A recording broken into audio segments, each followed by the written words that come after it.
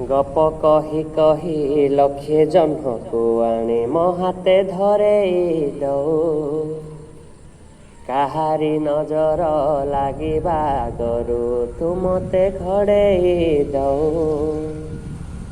କଳା କାହ୍ନୁ ମୁଁ ତୋର, ତୁ ଯଶୋଦା ପରି ମା ମୋର।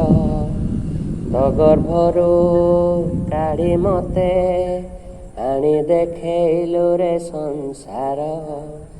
ତୋ ହାତ ମୋ ମଥାରେ ରହିଥିଲେ, ପାଦ ଧୂଳି ତୋର ନଉଥିଲେ, ମୁଁ କିଛି ଖୋଜିବିନି।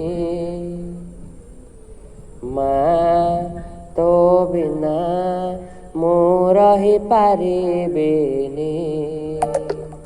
ମା ତୋ ବିନା ମୁଁ ରହିପାରିବିନି।